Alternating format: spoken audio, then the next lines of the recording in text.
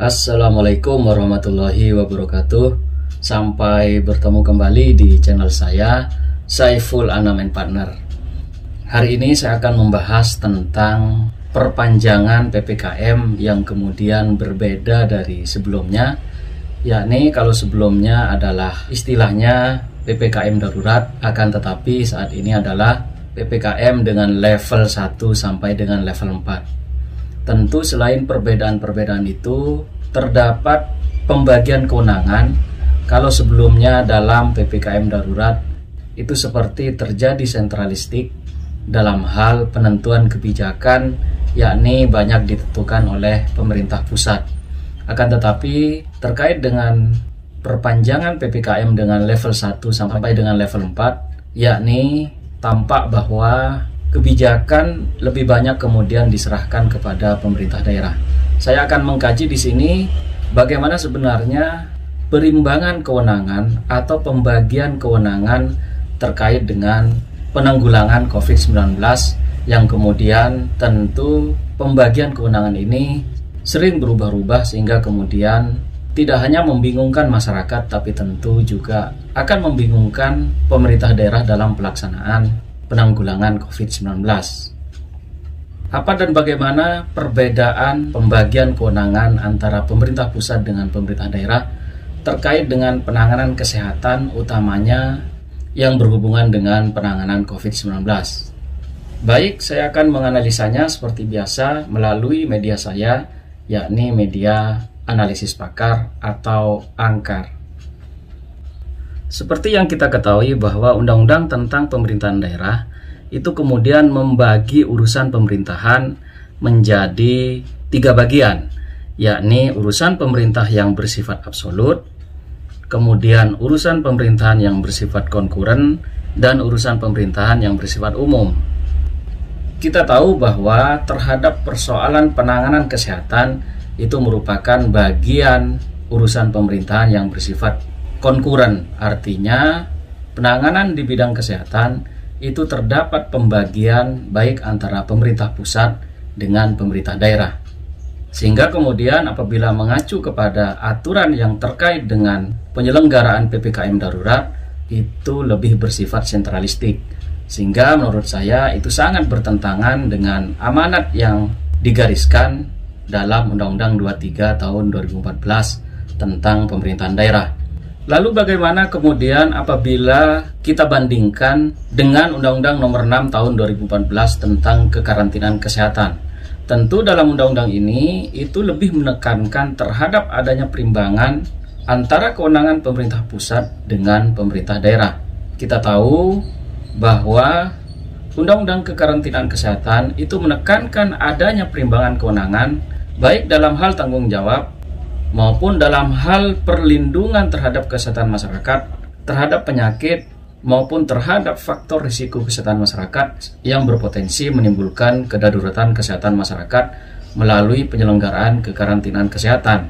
Untuk itu, Undang-Undang Kekarantinaan ini sebenarnya sudah sejalan dengan Undang-Undang Nomor 23 Tahun 2014 tentang Pemerintahan Daerah, di mana di situ terdapat perimbangan kewenangan antara pemerintah pusat dengan pemerintah daerah dalam hal penanggulangan kekarantinaan kesehatan. Untuk itu saya kira tidak ada disharmonisasi dalam hal pengaturan terkait dengan penanggulangan di bidang kesehatan baik dalam Undang-Undang Nomor 23 maupun dalam Undang-Undang Kekarantinaan Kesehatan. Karena saya kira Undang-Undang Kekarantinaan Kesehatan ini merupakan undang-undang yang dibentuk setelah terbentuknya Undang-Undang Pemerintahan Daerah. Untuk itu, saya kira sudah sangat wajar apabila kemudian Undang-Undang Kekarantinaan ini itu sudah sejalan dengan Undang-Undang Pemerintahan Daerah kita. Yang tidak tepat kemudian apabila pemerintah daerah terlalu dominan atau bahkan tidak memberikan kewenangannya kepada pemerintah daerah dalam hal penanganan wabah COVID-19. Lalu bagaimana kalau kemudian kita bandingkan dengan Undang-Undang Nomor 36 Tahun 2009 tentang Kesehatan? Undang-Undang Nomor 36 Tahun 2009 tentang Kesehatan itu lebih cenderung menekankan terkait dengan penanganan kesehatan itu berada pada pemerintah pusat. Untuk itu saya kira undang-undang tentang kesehatan ini itu sangat bertentangan atau terjadi disharmonisasi baik dengan undang-undang pemerintahan daerah maupun dengan undang-undang kekarantinaan kesehatan. Untuk itu, undang-undang kesehatan ini dapat dikatakan sangat disharmonis dengan undang-undang pemerintahan daerah maupun dengan undang-undang kekarantinaan kesehatan. Kita tahu undang-undang kesehatan ini adalah dibentuk sebelum terbentuknya baik undang-undang pemerintahan daerah yang baru maupun undang-undang kekarantinaan kesehatan. Untuk itu, kecenderungan terjadi sentralistik dalam pengaturan undang-undang kesehatan itu menurut saya adalah hal yang sangat lumrah, oleh karena pada saat terbentuknya undang-undang kesehatan tersebut itu Indonesia masih memakai konsep lama, yakni konsep negara sentralistik. Untuk itu saya menyarankan kepada pemerintah untuk kemudian dapat merevisi atau kemudian menyinkronkan terkait dengan penanganan kesehatan dengan undang-undang pemerintahan daerah kita, sehingga kemudian apabila terjadi penanganan terkait dengan wabah COVID-19 atau wabah-wabah lainnya, itu kemudian tidak terjadi disharmonisasi baik dalam penanganan yang dilaksanakan oleh pemerintah pusat maupun dengan pemerintah daerah.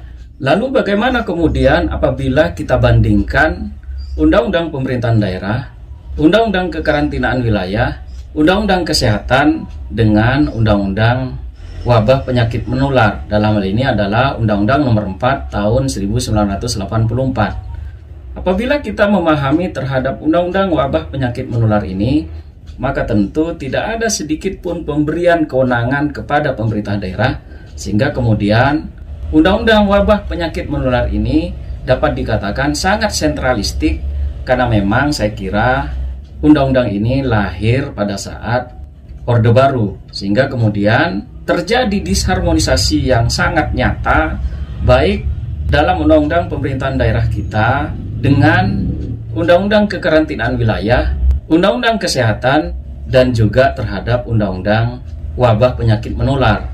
Tentu hal ini akan menyebabkan bingungnya dalam hal penyelenggaraan atau penanggulangan terhadap kebijakan wabah COVID-19.